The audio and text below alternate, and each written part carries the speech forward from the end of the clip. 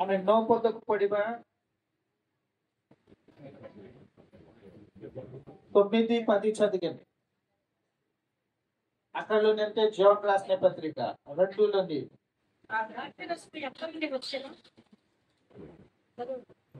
Mic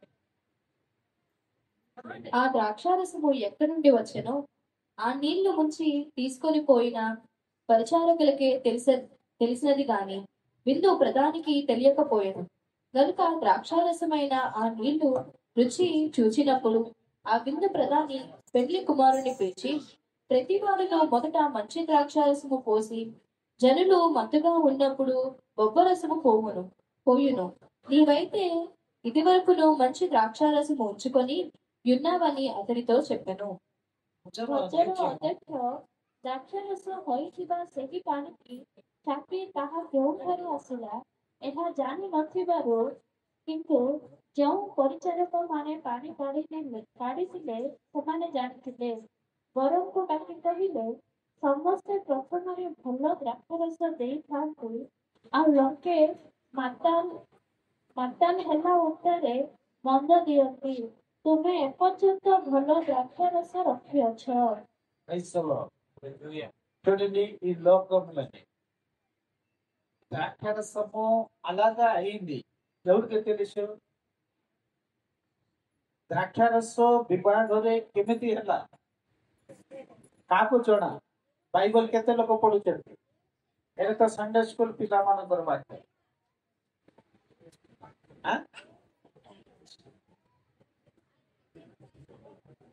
దేవుడి మహిమ. ఇంకా କହିବାର କେମିତି ହେଲା? ପିଲାମାନେ ద్రాక్షారస నీళ్ళు అది ద్రాక్షారసంగా మారింది. ఇది ఎవరికే తెలిసింది? ముందు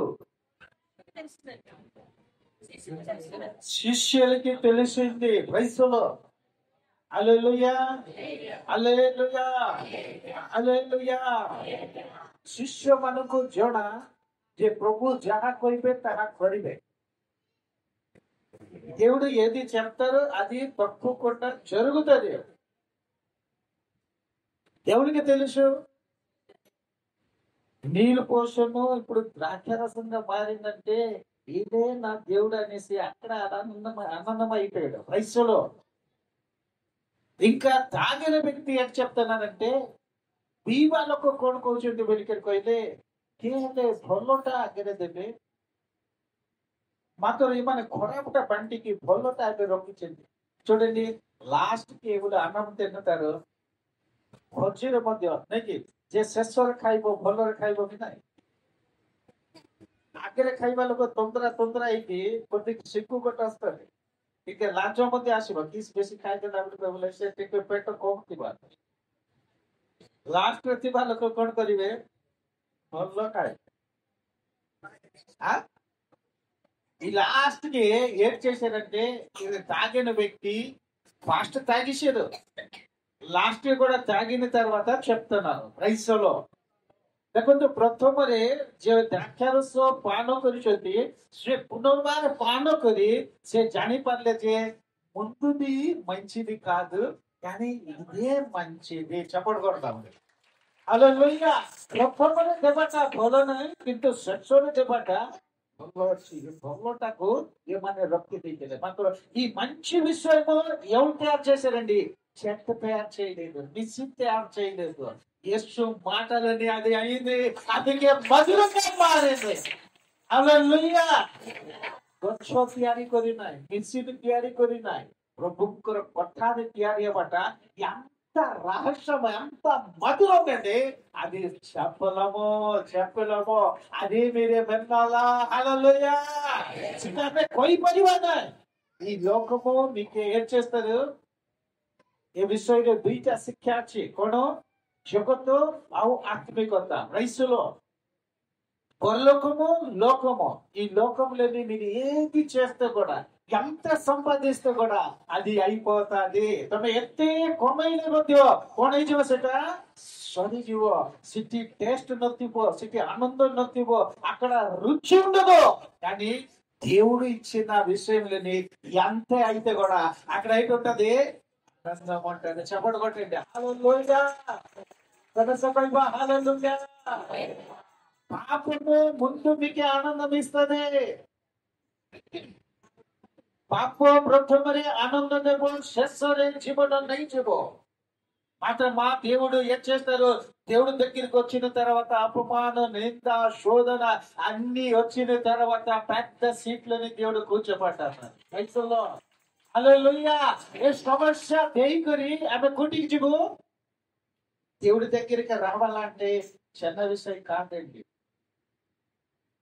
చెప్తారే మా తండ్రి మీరు చూడలేదు, మా బాబు దేవుడి దగ్గరికి వెళ్ళిపోయిన తర్వాత కూడా రాలేదు. వాళ్ళు మాకు ఒక మాట చెప్పారు. ఏంటంటే చెప్పారంటే మన పొడవప్ప కొండ వెళ్ళిపోయిందే ఏయ్ ఆ సంచి పట్టేసి మీరు అడిగేసి ఇక్కడ ఆహారం అడిగేసి తంతావా అన్నారు. వయసులో తూ కూడా బైబిల్ బేగ్ దొరికి బుల్లికి తిక్కమాకి ఖైబుకి పోయింది. అతనికి తెలియలేదు.